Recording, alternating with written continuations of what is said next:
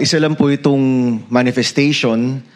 Marami po tayong tanong at yung mga tanong ho natin ay para sa 18 bodyguards na hinihikayat pa rin po nating mag-attend dito po sa ating meeting. Eventually, magiging hearing po ito and under oath, mapag-uusapan yung kanilang sinasabi, no? At malalaman natin yung katotohanan. Pero siguro po, yung mungkahi ko na lang to the agencies in front of us, ang DOJ, ang NBI at ang Ombudsman. Ito po, palagay ko ito po yung pakiramdam ng maraming tao. Kailangan ho nating iresolba itong issue ng flood control. Mag-iisang taon na po ang SONA.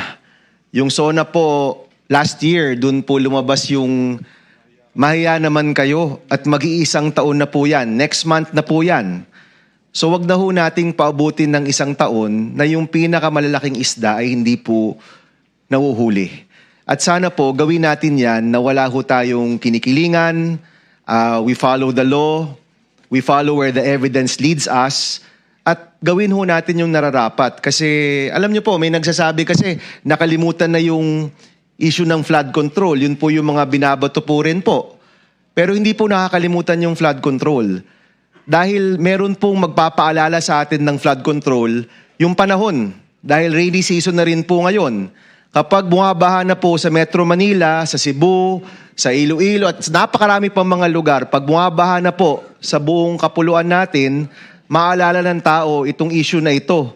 At iisipin nila, meron bang nangyari?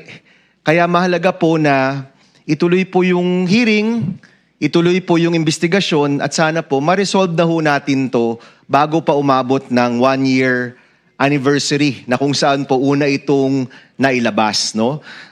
Habang hindi pa po ito nare-resolba, tuloy-tuloy po ang mga tanong ng taong bayan kung sineseryoso ba natin ang issue na ito. At mahalaga po na seryosohin po natin ito. Isa po ito sa pinakamalaking nakawan sa buong kasaysayan ng ating bansa. At alam ko po mahirap ang trabaho ninyo. Kada hakbang may bumabatikos, alam ko po yan. Pero siguro po, para rin po sa taong bayan, no? Let's do our best. I know everyone is trying their hardest, but mahalaga siguro po itong sense of urgency natin na magkaroon ng resolusyon. Ang issue na ito, mahuli ang dapat mahuli. Yung talagang nasa likod nito, mastermind, kung saan pa po ito papunta, kailangan po talaga mahuli na para maka-move on na rin po tayo dito po sa ating mga kailangang gawin dito po sa ating bansa. Napakarami pong issue.